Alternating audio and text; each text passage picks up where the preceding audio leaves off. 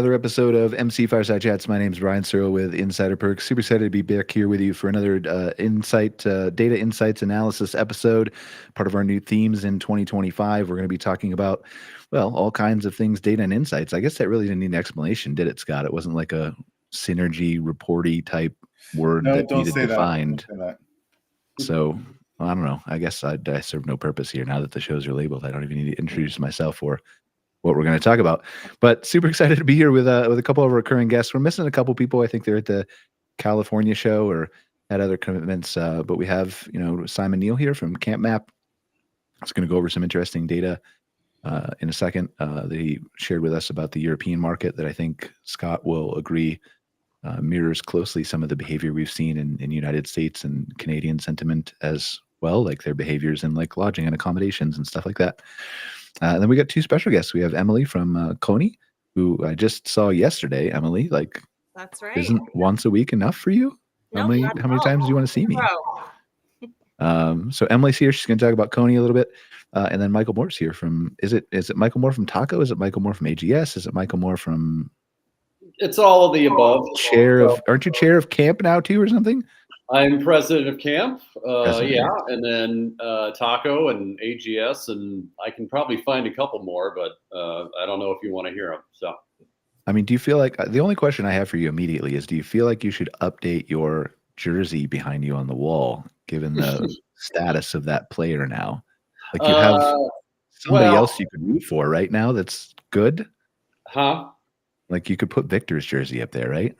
I could, but it'd probably cost like 10 times as much. So I'll wait to buy on the dip, and then I'll replace it. So.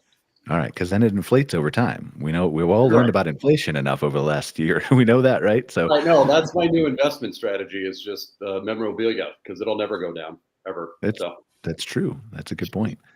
Okay, so let's briefly, Michael, just introduce you and Taco. Emily, introduce you and Koep, and then I want to dive into this European data and start the show. We're not going to spend the whole show on that data, but because I want to definitely get to questions about Koep and Taco and all the things you're doing, Michael. So, but briefly introduce yourself. Go ahead. Sure. And thanks for having us on again, Brian. I know for me, like you said, so probably the most thing that a lot of people know me for is with the Texas Association of Campground Owners, or as we affectionately refer to it as TACO. We are the largest state campground association in the country. We've got, I think it's close to 450 member campgrounds now, and we do lobbying work, legislative work, legal work for member campgrounds. We do marketing. We have several discount and savings programs now, more than we ever have for members. So, so it's a pretty diverse array of benefits, I like to think, as far as what Taco does. And then, on the AGS side, we primarily market and produce guest guides for campgrounds all over the country, all 50 states. Well, not Hawaii, not yet anyway, but one day maybe we'll get there. We just talked about the Bahamas, man. Like, why aren't you in Hawaii? Well, no, I'm trying to get to Hawaii, but like, wouldn't you raise your hand and be like, "Yes, I will go on site and design your believe map." me, and my sales reps too. I mean, I have a list a mile long of folks that would love to go there. But you're at the top. You're the Hawaii guy. Right. Yeah. So yeah, we market and produce, close to 1,000 maps for campgrounds around the country, and then along with other printing and collateral and digital marketing for those folks. And then kind of on a smaller degree, I was recently elected president of Camp, of which Emily is a member. We are an organization of the different state campground associations, state and regional, I should say. And we get together and share information and share notes and really just try to help each other grow our own associations by sort of learning from each other. So I think that's the kind of Reader's Digest version of all awesome. Three of those. Well, we'll dive into all three of those a little bit later because I want our audience to understand them. For now, my only question for you as I toss to Emily is obviously in New York. Do you feel like Emily can get to 450 campgrounds, or does she need a bigger state like you have? Like, is it an unfair advantage, or? This is something I know that we have talked about at camp several times. So absolutely every state is different. So for Texas, for example, because of I would say the relative lacks of regulation, at least compared to other states, including Emily's, it's still a lot easier to sort of build and expand and buy here as opposed to other states where you're either, you're locked in by zoning and other laws that make it difficult, or just geography. If you're landlocked, especially if you're kind of a smaller geographic state, there's not a lot of room to go, even if you wanted to. So it's no two states are alike, I guess, would be my answer to that. So I think the only way to find out, like, we should have an Executive of the Year award, but the only way to find out who deserves that from the whole camp organization would be to rotate executive directors every 3 months and see if you can each mirror the success of each other, given the different size of states and landlocked and all the things you just mentioned. And yeah, that would be I'll add that determined. to the agenda for our June meeting. So Scott, I think he's being sarcastic with me. Can you stop him, please? Okay, thank you, Michael. Emily, please introduce yourself. Yes, hi. Thank you so much for the invitation to be here. Emily Simmons. I'm just coming up on my 2-year anniversary as the president of Coney. So this has been a really exciting time for us. I don't wear quite as many hats as Michael does, but our association does offer a very similar structure of benefits for our members. Advocacy, education, as both you, Brian, and Scott were part of yesterday. We just launched our very first virtual conference, which by all accounts that we're hearing today was a success. So that was something different based on member feedback that we were able to launch yesterday. So the cost savings programs are a big piece of what we offer to our members, and really just keeping them up to date with data like Scott and Simon provide, and how we can help them move forward. Not quite 450 members. We're inching our way towards 200, but we're really excited to be here today. Well, once Canada becomes a 51st state, then you'll have a lot more pool to at least right on that border, right? That's right. Yeah. So you're right there. Like, Texas is at a disadvantage in that case. They're not going to kind of jump over all those other states, right? well, yeah, but we'll just annex Mexico at that point, and then it'll be even again. So Maybe, but they're mostly glamping. They're mostly glamping down there, Yeah. aren't they? true. Yeah. Anyway, okay. So let's dive into some trends and insights. I think I want to start with Simon, who was generous enough to share a presentation with us. And Simon, briefly introduce yourself when I'm done talking and running my mouth for a second here, and tell us about Camp Map. But who's generous enough to share us with a presentation from one of the largest marketplaces in Europe. And I know you're going to introduce them in a second, but is that an accurate statement? Yeah, that's Okay. true. And it was fascinating data to see some of the trends that are obviously happening in Europe, but also how they mirror some of our own. And so I think that we'll have a good back and forth discussion with Scott Bahr, some of the data he's collected from the United States. And certainly, like Michael and Emily, you're more than willing to jump in and join the conversation too. So do you want to, you start, Simon. Do you want to introduce it and then share your screen, or however you want to handle this? Yeah, sure. So I'll just jump in and share the screen. I think you can do it from there, can't you? Yeah, let me know if you can see it. I think you have to go. Let it into the room, Jessica. So hover over their faces in the top right, and then you have to let his screen share into the room. It's Simon Neal, the one that's grayed out right there, underneath that one. Yep. Okay, cool. There we go. There you go.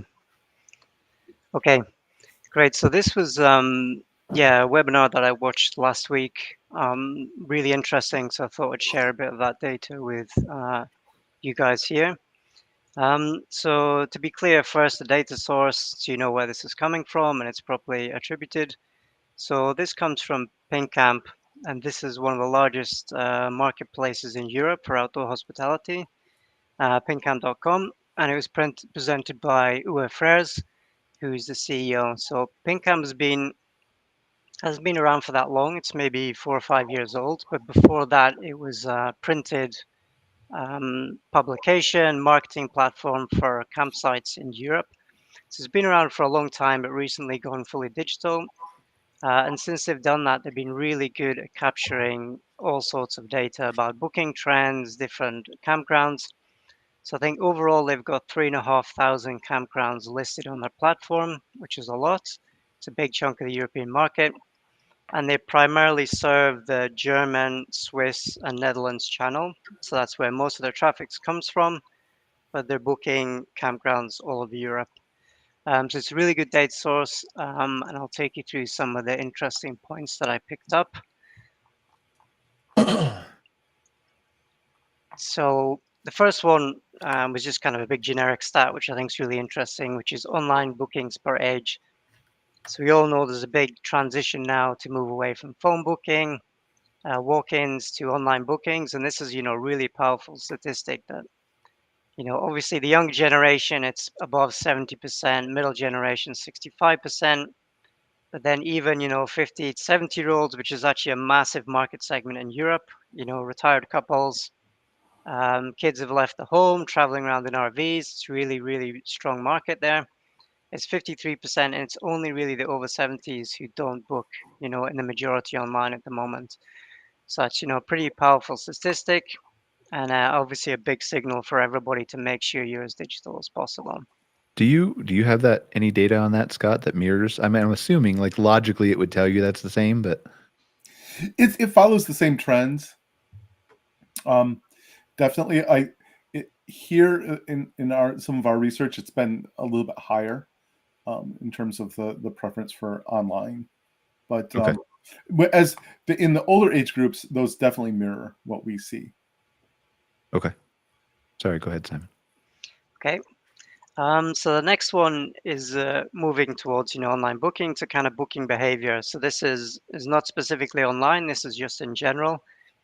And it's comparing last year, which was a great year pretty much for everybody, and then what's happening so far this year. So that's looking at bookings that have come in from like November, December, January, February time, and what are the sort of trends.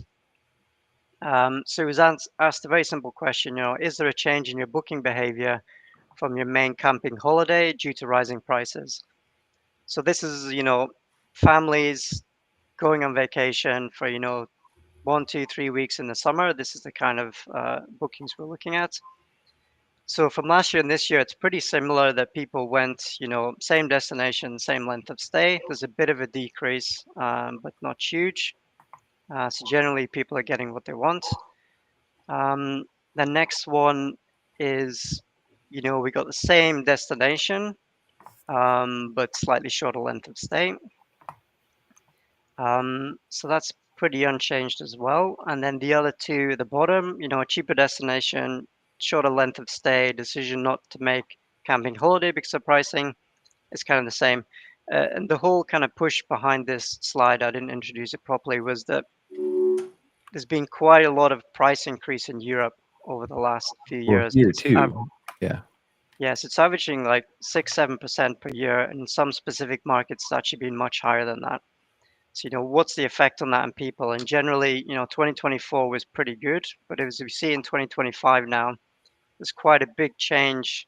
That actually, there's a big chunk of the market that is looking for a cheaper destination, but an unusual length of stay. So it's kind of a mix between these two. So this is interesting. Sorry, go ahead. Please finish, and then I'll. So if they get the same destination, they're going to stay a bit longer, or shorter, sorry. Otherwise, they're going to go for the same length of stay, but they're going to look for a cheaper rate. So that's the kind of big mover here. So this is interesting to me, Scott, because this, I think, mirrors a lot of the data that we've been looking at, and you certainly have more than I do. But if we do quick hits real quick, like the usual length of stay, destination is wanted, I think that's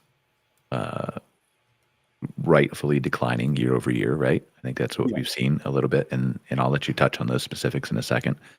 But shorter length of stay, we've talked about that last year with the decline in camper nights and, people just taking shorter vacations. The cheaper destination, I think, is kind of self-explanatory as prices rise, but it's really interesting how that maybe correlates, and I'll let you give your thoughts on it, to what we were doing last year with the research of like best RV resort and all that kind of stuff. Mm-hmm. So like you're looking at best now, maybe does that change or does that flip? That's interesting.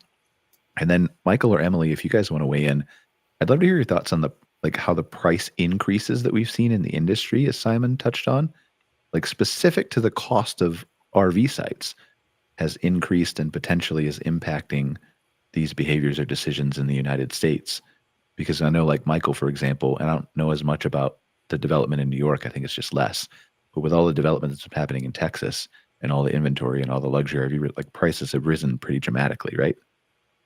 So. Yeah, I was going to say, I mean, because of the amount of new parks and new sites coming online here, and they are building nice parks, you're absolutely right. The price point is going up. But what we're finding is people are paying that, right? Meaning they are very happy to pay a little extra if they're going to be there anyway for a newer park, nicer park, etc. Or, you know, what they're going for when they stay there, whether it's, you know, they like the safety aspect, they like the local proximity to certain things or whatever. So yeah, I could absolutely see that.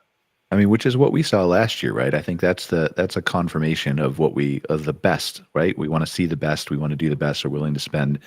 Like, we might not be going on as many vacations and staying as long, but we're willing to take a little bit of that savings and make sure we're staying at the best. Is that accurate, Scott? Yeah. So the question is will that continue into 2025? What do you think, Scott? I would say if we continue on this trajectory, it probably you're going to see some tightening. How's that? I think that that people are at least going to shorten their stays unless they can find, you know, a better price point. The bottom line is people really want to go to the places they want to visit. They're going to try as best as they can to figure out how to do that. And a lot of times it's decreasing some costs, decreasing how much you spend on food and entertainment when you're somewhere. There's, you know, those kinds of adjustments are made quite a bit. But if you know, as most travelers do, you probably, if you think of your own situation, you would most likely, if you want to go visit a place and it's on in your plans, you really want to go there. But again, you may not stay quite as long. Or like where you stay, right? Like it might be a different campground in that area. You might stay at like the easy example is just to pick on KOA for a second with Journey, Holiday, and Resort instead of trying to explain it, right? But like you might stay at a KOA Holiday instead of a KOA Resort as an example. Correct. And I think one of the things that we're hearing too, in addition to sometimes shortening the stay, is consolidating. And what I mean by that is families are staying together, maybe in one RV versus an RV and renting a cabin. So they're still there, they're still going, but they're bunking up together versus multiple types of stay. Okay. Anything else you want to share on that slide, Scott, or any thoughts you have? No, I think that's, you know, again, what you see, people make adjustments. They still want to travel and they just make adjustments. For sure. Well, okay. And just one more thing too that we've sort of noticed is the booking window has gotten way smaller, you know, in recent times than it was before. And so, you know, and whether that's people just sort of unsure of if they're going to have the money or they want to spend the money, you know, and until the last minute or whatever the reason, but that's absolutely factoring into it too. And for the park owners, as we know, it makes it a little less certain, you know, how certain holidays or seasons are going to look. But that's the reality is folks are waiting a lot later than they used to book that vacation. Yeah, I think that's two things. And I think there is a slide later in this deck that talks about uncertainty from a European perspective that kind of mirrors what you're talking about. And Scott and I have talked about this a little bit, you know, primarily during presidential elections, but also just with the multitude of changes that are happening right now in the United States would probably be the most PC way to say that. You know, regardless of what side you're on, it doesn't matter. Just it's a lot of change that's coming at people, right? And so I think that contributes to uncertainty too, is what, you know, Scott would concur with. You okay, Scott? You're not dying, are you? I am not. Okay, good. We have another show later in an hour, so I just want to make sure you're around for that. Okay. Well, if I do, you'll have an hour to find a replacement. Thank you. That's nice that you gave me that grace period. I appreciate that. But the uncertainty, is an interesting thing. Like we've had that conversation with some of our clients on the marketing side. I'm sure you've, from AGS, your side, Michael, too, you've had these conversations with marketing as well. I think it's the uncertainty. It's the, I don't know what the economy is going to do. We've seen consumer sentiment, the metric decline. We've seen, and we don't want to dive into all that stuff, but I think it's kind of an uncertainty of like, I'm not quite sure if I'm going to have a job in 2 months or 6 months or 8 months. Probably will, but so I might as well just wait a little bit and make sure, and then maybe I'll book in June with that shorter booking window. Yeah, no, I completely agree, and that's what I've been discussing with folks too. Is and you kind of touched on it before. Whenever there's an election, let's say, the uncertainty happens before, and then there's a result, and then no matter what side wins, okay, this is sort of the path that it will probably go down, whether you agreed with it or voted for it or not. This time around, because it seems like there's something different happening daily, that it's majorly uncertain, and that uncertainty is extending into sort of overtime, if you will, post-election, post-inauguration, whatever. And so it's the uncertainty that makes people tense up, and sort of hold on to their wallet a little tighter than they used to, because whether it's job numbers, is this going to cost more in a couple months, or is it going to cost more to go here? Those are all things that, before might have seemed like you knew the answer a couple months out, but now not so much. So. Yeah. And so I think it's important to say, too, that this is not a political discussion we're having, right? This is just, it doesn't matter who you voted for or who you didn't vote for, or like, I'm in a totally different country, right? But like, this is more of like just change, period, of any kind. And it is coming in rapid fire succession. And whether you like it or don't like it, it's still change that causes uncertainty. Mm-hmm. So, okay. Are we ready to go on? Sorry, Simon, you're like been pausing this slide forever. No worries. It's a good discussion. Okay, so this is kind of just digging a bit deeper to the real stats and the trends. So yellow line 2023-24 and blue line 24-25. So this is showing clear, and again it's early in the season in terms of booking season, but reduced length of stay by 5% or 0.4 nights per booking. So it's definitely bookings are still good, but the length of stay is definitely less than it was last year. A significant trend there. Okay. Next slide. And again, this is basically revenue per booking, and this is pretty much a reflection of the reduced length of stay. So the revenue, of course, if you stay less, the revenue goes down, which means you need more bookings to make up for that. So really, really quite specific trend happening there. And then, the next slide. Okay, I'll come to this later, but I don't know if you want to discuss on this specifically. Do you see the same thing or not? Or should we kind of move on to the next one? I don't know that we have enough data on that. Like CampSpot or New Book or somebody like that would be a good person to shed some light onto this. So I think what you're saying is probably more true than anything else, is the length of stay is impacting this. And for the people who can't, like I can't calculate this in real time, but this is basically like if you add about $50 to each of these numbers, just is roughly what an American dollar equivalent would be, maybe $50 to $75, depending on the exchange rate. Just for clarity for Americans looking at this, or I'm not even going to try to figure out Canadian dollars, but it's close enough to be 1 and 1. Just think of it like that. Yeah, it's pretty close. Yeah, it's pretty close. It's like $1.08 or something, $1.06 to the dollar. So, but yeah, like I don't think do you have anything like this, Scott, that you've noticed or have a? No, we don't typically track this because it's one of those objective measures that comes from like the the bookings and such.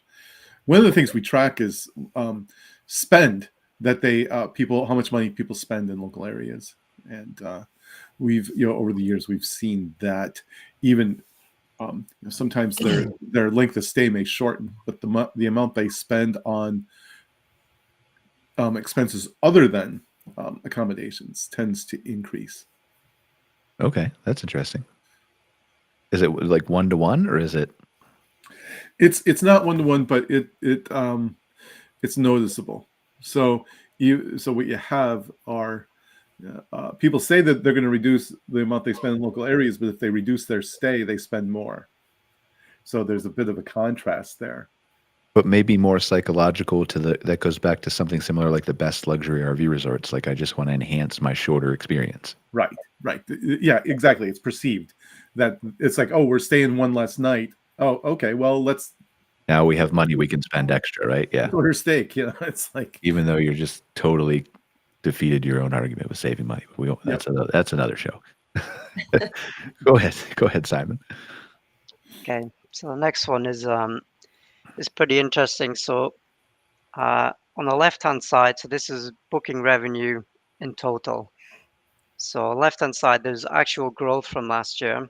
So although people are spending less, there's more bookings and there's good growth, which is solid. But what's really quite interesting, and this is very specifically for lots of campgrounds over here, pitches is sites, like campsites for you guys. Mobile homes would be your cabin, your glamping stuff. So there's been huge investment the last few years on building more cabins, more glamping and campgrounds that kind of bring in that new market segment, maybe came from hotels. But actually, that's really started to shrink, and the growth in RVs and tent sites is really come above the growth in cabins, glamping for the first time. So it's a big market change there, and I think a lot of that can. Sorry. Go ahead, finish, and then I'll ask my question. Sorry. No, you go in. I was just gonna. I was just going to say, like, do you think that's a result of the tightness or closeness of the European market, given so many places and opportunities that you can do within, like, just say a 2-hour radius versus 2 hours in the United States might not even take you to the next state? Not sure. I mean, like I said, price is going up. If you want to stay in a cabin, mobile home, it's very expensive. And then the difference between doing that in a hotel is very, very close.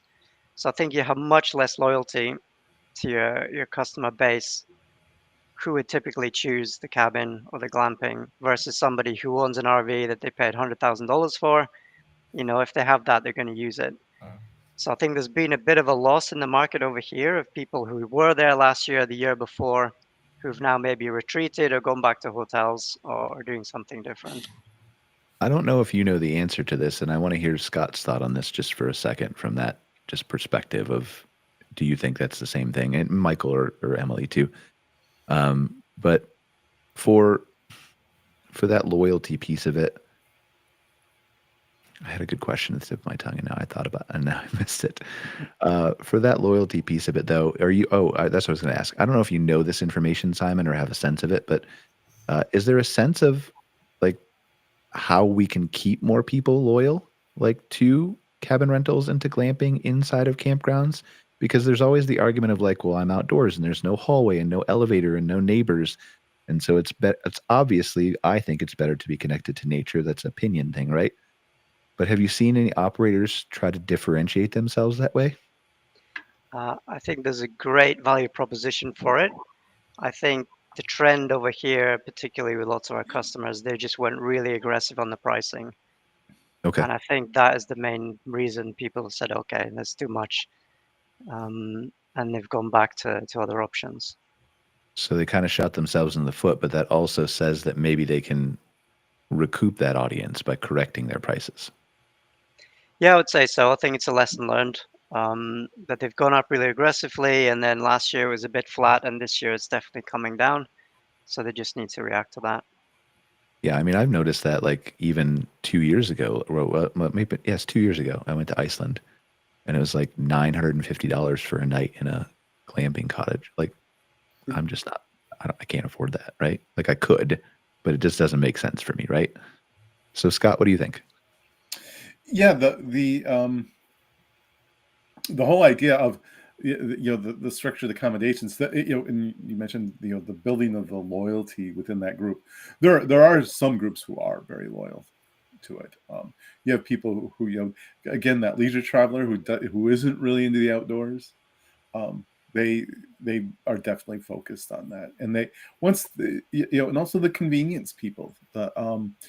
So there's a lot you can build on with that part of it, and however, there just appears to be some momentum, ever so slight, of people desiring a little bit more of an outdoorsy experience. And as the glamping market matures, I feel like that will happen more. We're kind of in a reversed trend of what it used to be, where people would start off in tents on the ground, and especially young people. It's not that like that anymore. But one of the things we've observed, especially in a young person, is that they start off at a higher level of accommodations, with walled accommodations, all that. They're more likely to seek something rustic, versus if someone starts out really rustic, they seek something more, a little bit more comfortable.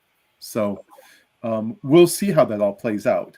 Again, we have a generation coming through who is much, much more likely to have started either staying at a campground in some kind of accommodation or glamping, versus just a short time ago when most people start off in tents. And how do you scientifically define young people? And before you answer that, remember that you don't know anyone's age on this show.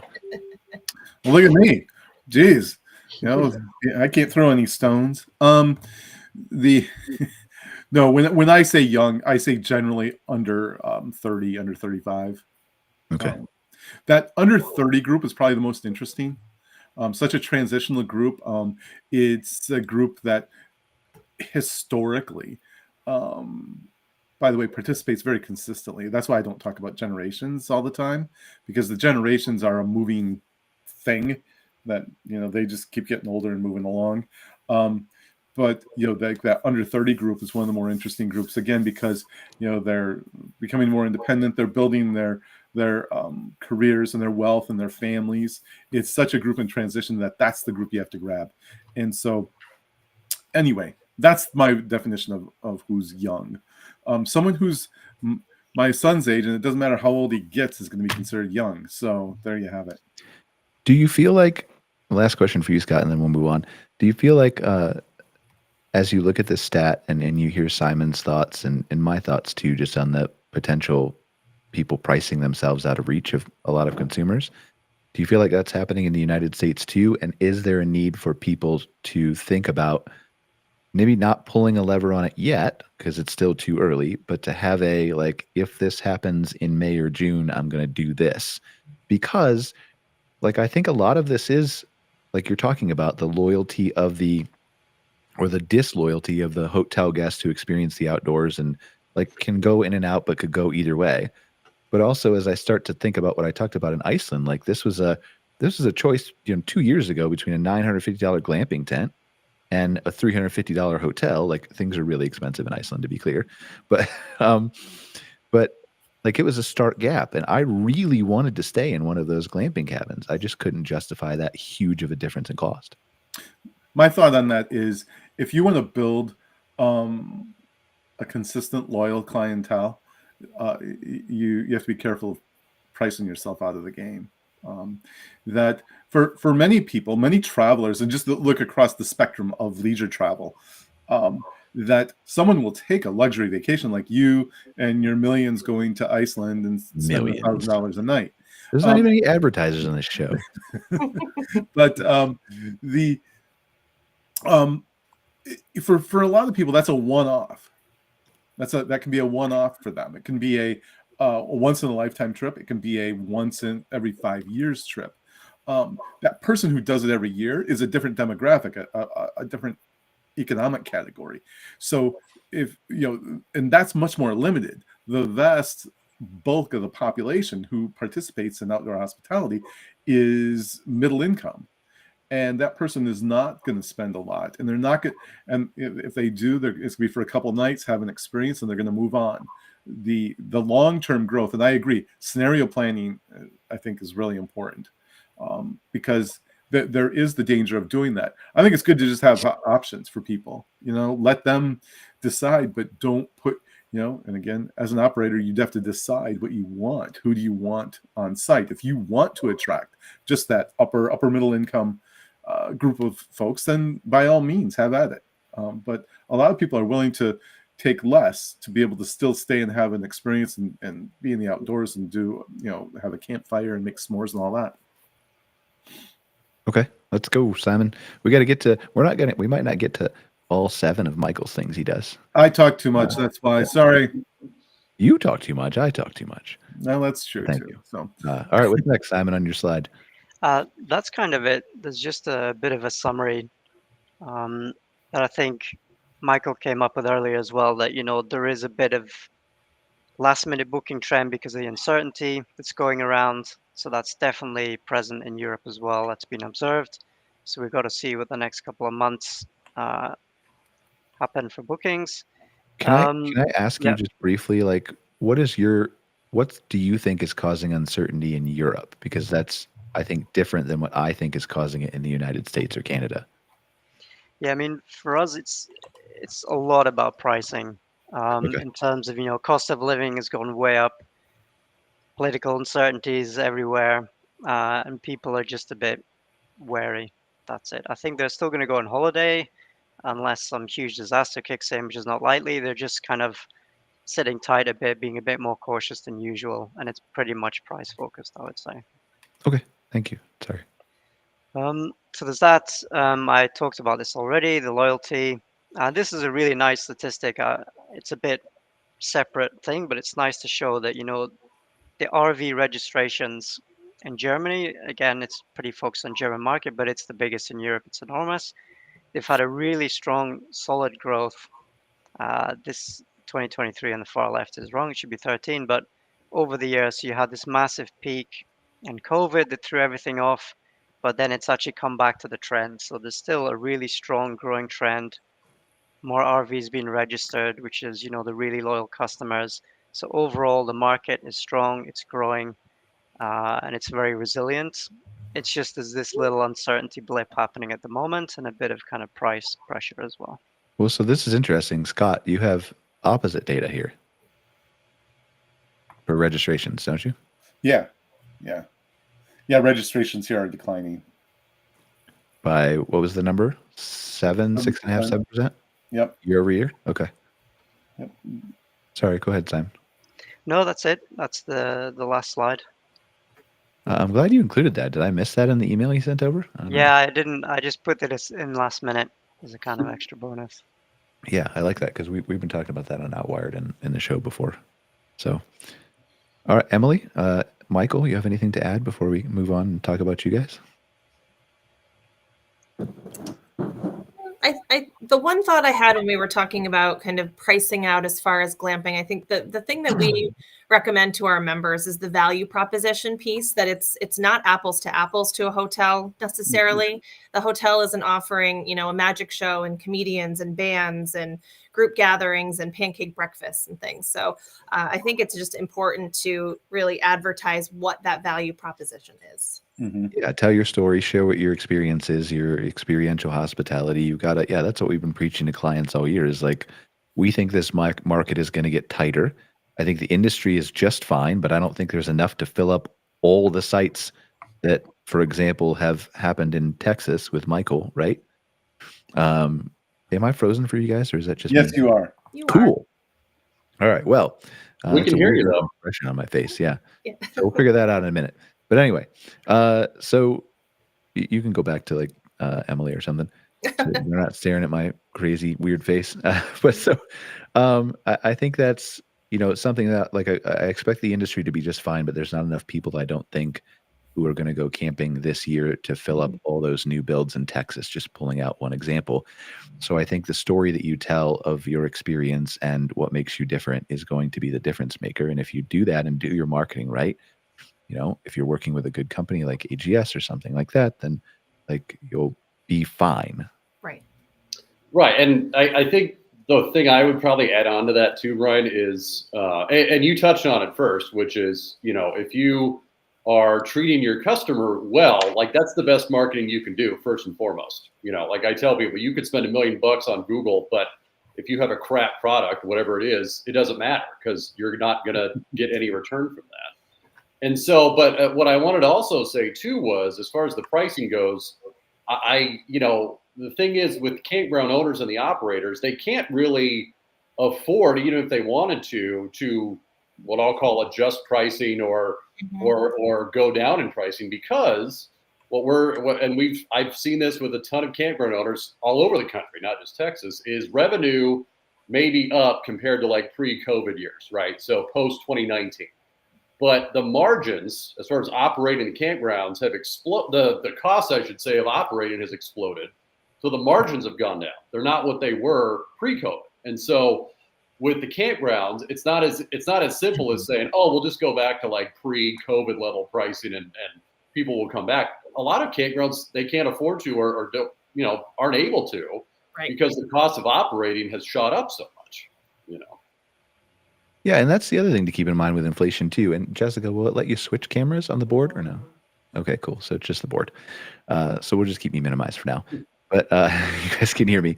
That's the other thing too is, I'm sorry, say your last comment again because I was getting distracted by the board. Well, no, issue. I was just saying that with campgrounds, with the operators, their margins are not as good as they were maybe during the COVID time, because again, the operating costs in every facet of it have just exploded. Because of the same inflation that consumers are dealing with. The electricity is higher and the insurance is higher and everything else is higher.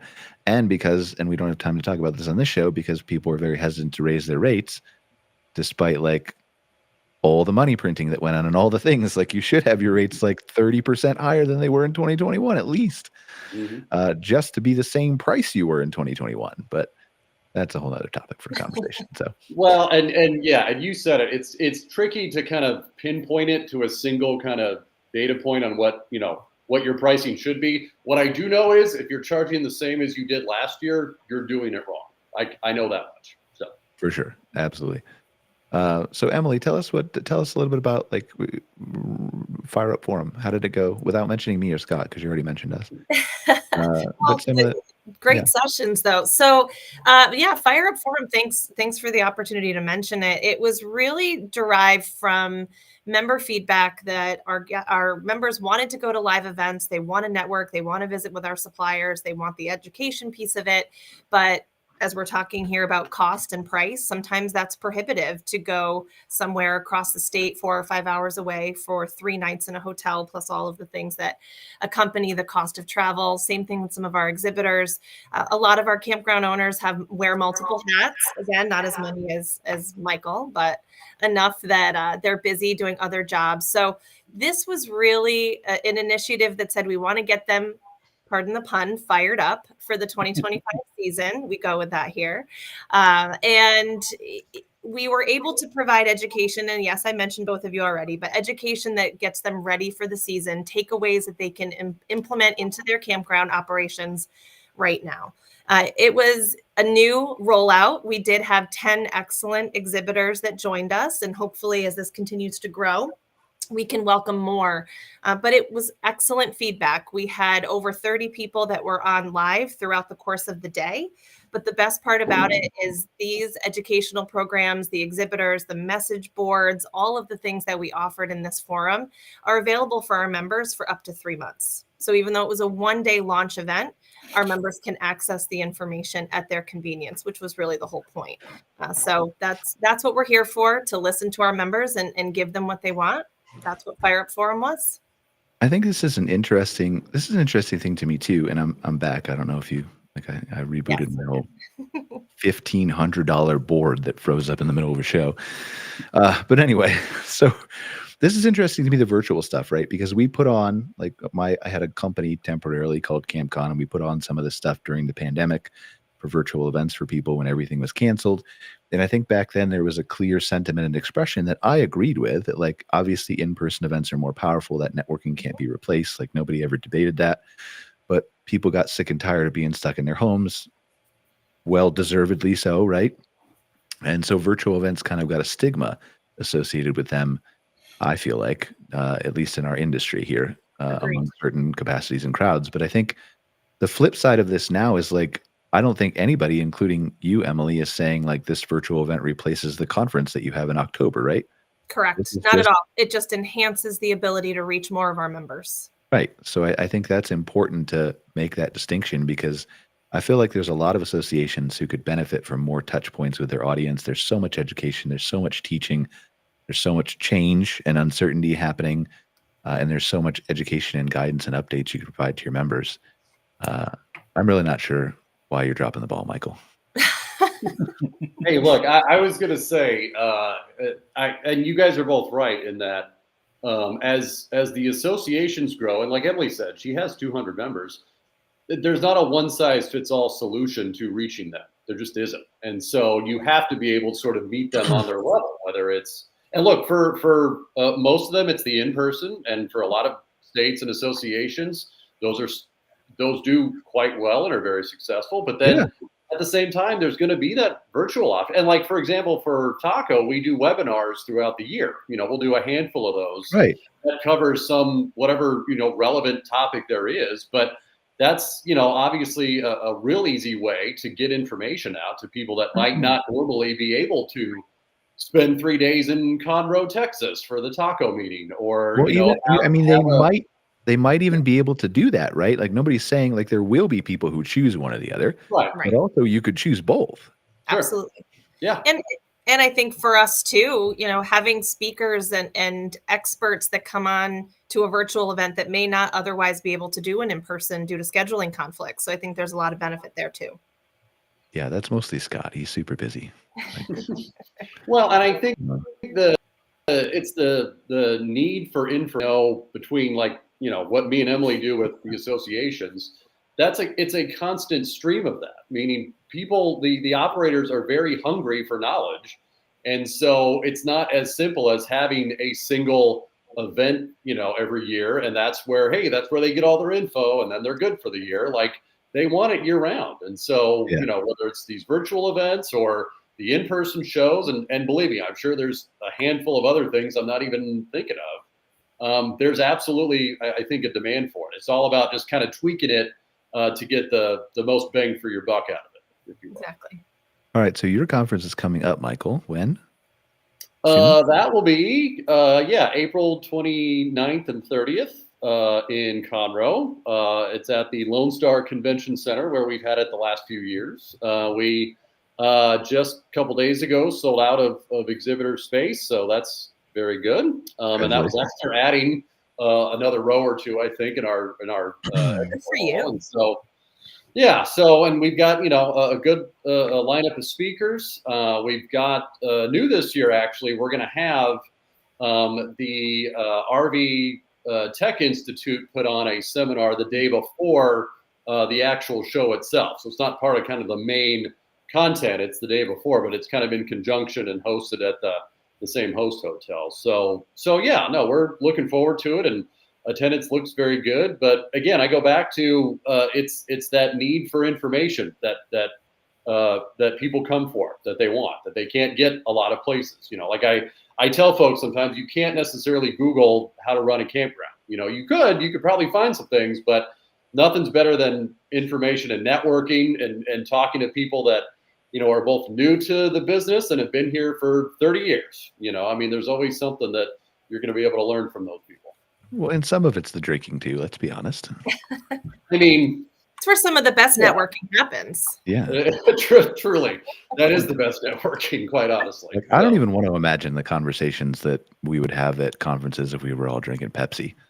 They just wouldn't be the same. They'd be a lot shorter. I know that much. So. Probably. So what's your most important priority here for Texas right now, Michael? Like for your members? What are you focusing on?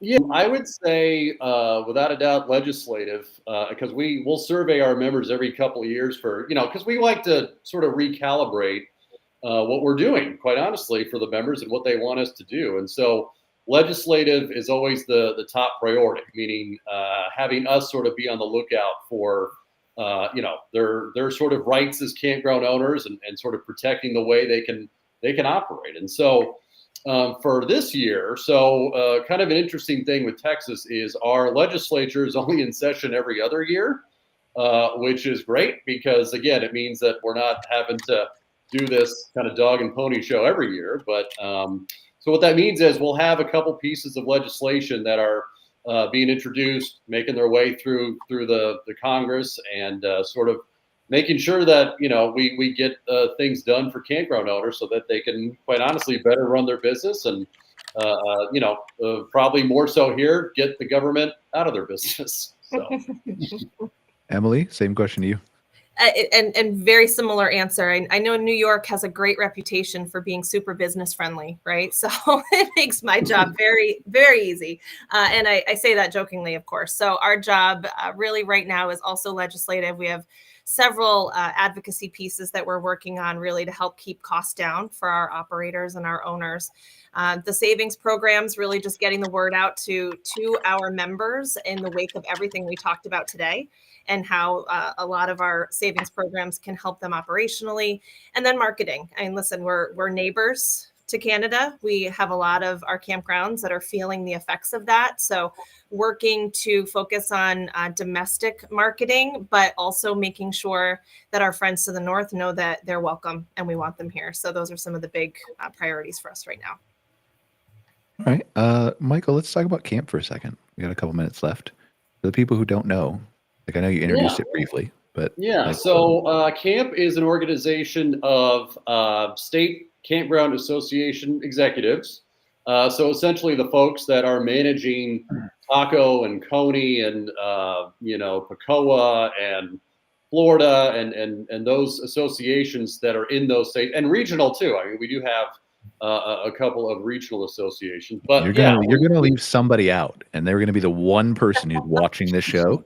Oh, I know. I'm probably getting a text at this moment from a camp member, a buddy of mine, who says, "Hey, you forgot me." So, which, look, if you don't want to, you can go to the website. We've got our members there, campgroundexecutive.com. So, but yeah, so what we're, for us, it's about getting together and sort of sharing, quite honestly, the things we all go through, because it's such a niche thing that we do as far as these associations and even the industry. Not that camping itself is a niche industry, but just the fact, the jobs that me and Emily and other executives have is it's a small world. And so it's very helpful to sort of learn from each other. And so for our meeting coming up, we have a meeting in Washington, D.C. in June. Actually, tariffs are going to be one of the issues we talk about and sort of dealing with that, because even though, not every state borders Canada, all the states are going to feel the effect of it as far as that traffic goes and what happens there. Especially Texas, as you can imagine, we have our snowbirds that come here during the winter time. And that's going to have a big effect. Michael, it's winter Texans. It's winter Texans, Michael. I know. Well, I wanted to be ambiguous and welcoming to all, but Oh, sorry. Okay. But yeah, from Arizona. I didn't want to step on your toes. No. Yeah. But that's going to be a big thing that we talk about is sort of the impact that and with the meeting in June, we'll know more obviously by then what the fallout is, but sort of dealing with that. And then, sort of the ongoing sort of effect of, the national sort of going with the direct model route and kind of what that looks like for a lot of the state associations who were formerly affiliated with that and sort of navigating those waters. So yeah, but there's a lot of good stuff that we have going and we like to share and we all get along very well. And so, it should be a good meeting in June, and I think a lot will come out of it. All right, let's wrap up with a data point real quick. We'll start with you, Simon. So of all the people that you're consulting with on maps in Europe and elsewhere around the world, what is one kind of data insight or trend that you're kind of drawing their attention to that they should be mindful of in 2025? It's coming back to the theme I talked about. It's digital bookability is really important, and showing what you have, value proposition. Okay, same question to you, Emily, but obviously not for Europe. Marketing, I suppose. Is there anything specific though, like something that, and I know Scott will be specific, but is there anything you're like just pulling something? I'm not saying this is your answer, but like consumer sentiment, watch that, or something like a specific thing that you're counseling your members to be mindful of this year. I mean, I suppose, yes, it goes back to the consumer sentiment, being aware of cost. I mean, it really wraps up everything we talked about today, and the value proposition piece. And, I think just sharing upfront what they are able to offer to the consumer. Michael? Can I do two? Like, is that cheating? Yes, you can do two. Okay. So Scott's going to be super long-winded. That's why we did everybody else. no. Yeah. The first one I would say is through surveying. I know our readers through AGS and our readers with our state campground guide, our Texas Campgrounds magazine. We know that folks, RVers and readers of those guides, keep those after they leave the destination, whether it's leaving the campground, leaving the state, whatever. And so I say all that to say to really remind campground owners and operators to I guess do as much as you can to promote yourself to the people that are already there, right? I don't want to be the weird contrarian guy here, but how do you know that they keep the guidebooks for sure? Well, we have surveys of thousands of our readers of the guides, or thousands of, honestly, the people that request our taco magazines at RV shows. We've got surveys there. So you have strong. I'm not saying it's extensive as Scott's method. You have strong data points, but you don't actually know for sure. Like there's no hidden cameras or anything that you're monitoring. No, that's illegal as far as the hidden cameras go. Well, I don't know what's legal and not in Texas, man. You're in Texas. Like anything goes down there. True, but we're also big on the personal rights. So just be careful. Okay, that's true. That's fair. Right. But no, I say all that to say that campgrounds, you've got that captive audience there. Do everything you can to encourage the repeat stay, the referral stay, whatever. Because again, the number one source of anyone's business, campground or otherwise, is repeat referral. So do everything you can to get that info into your guest hands so that they come back and tell people. And then I'd say the second one, and again, I don't know the exact number, but I know that I use Scott's data on the consumer spend in the community a lot, especially on the AGS side, to kind of educate the community on the fact that, hey, this RV park is bringing a lot of people to the area and they're spending money in town. So don't sort of sleep on this this destination or this park down the road just because you think, there's only a couple hundred people in there at any one time. Well, right, but extrapolate that over the entire year, and you're talking about a lot of money being spent in the community. For sure. Scott? I think, for me, it's looking at the close to home, people staying close to home. We've been tracking this a little bit, and we started off the year with looking like people were going to venture a lot further out this coming year. Things have changed, and the radius is shrinking. So, we're looking at about, a third of all campers stay within 50 miles. That's what they're saying right now. What is it normally? It's usually 20 to 25%. Okay. So, I mean, it's noticeable. On the other end of that, there was a group of people who were looking to venture further out, more than 200 miles, and that has shrunk. So, excuse me. Sorry, that snuck up on me. The proximity. So what I've been saying is look at the people close by. Mm-hmm. And especially when you consider the potential, like I live in Maine, losing a lot of people from Canada already. A lot of businesses have. I think to be more internally focused in order to make up for that within short distance. And there may be people who normally don't go to places like Old Orchard Beach who will do that now, knowing that it's probably going to be pretty open. Yeah. I mean, I think for me, it's just, from a marketing standpoint, we have these conversations with so many people, is just pay attention to these shifts in behavior.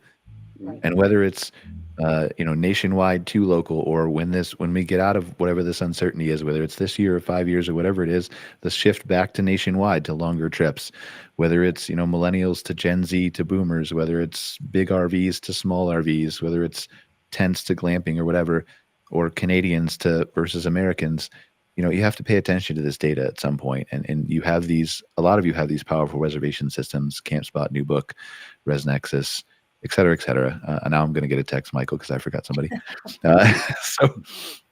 But you have this powerful data that's available in a lot of these reports.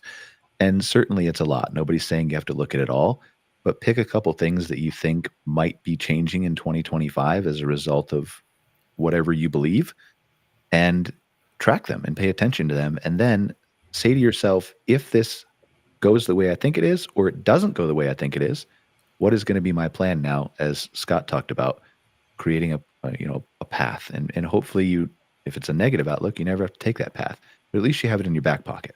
It's the same thing we're talking about with our clients. Just like plan for the worst case scenario. Mm-hmm. Like what if the GDP of the United States is down 2.4%, like the Atlanta Fed is predicting? Like what if that happens? Maybe that doesn't change any camper behavior, but maybe it does. So let's just have a plan, whether that's a discount code or rate change or marketing shift or whatever. That's my thing. So thank you guys for joining us. I appreciate it. It was another good episode. Data and insights. Thanks, Simon, for stealing the whole show and with your presentation. But it was really good. Like I really do like hearing that data, because especially when it, like generally speaking, I like hearing it, but especially when it correlates and backs up the fact that like the behavior of humans, generally speaking, in Europe or in Asia or in anywhere in the world, in the United States, Canada, etc., is generally the same when things happen, like prices rise and behaviors shift and all that stuff happens. So thank you guys for joining us. I appreciate it. It's another good episode. We'll see you next week on another episode of MC Fireside Chats. If you are not tired of me and Scott yet, we will be talking for another little bit on our next show, Outwired, which starts in a little bit less than an hour now. We'll be talking about prepping your campground for the upcoming season with some data that Greg Emmert's going to share. Some insights Greg Emmert's going to share from a consulting campground perspective. Scott's going to share some data, and I'll just sit there and I don't know what I'll do because I don't even look pretty. So I'll just sit there. Thanks, guys. Have a good show. I appreciate it. See you later. Take care, everybody. Thanks. Bye.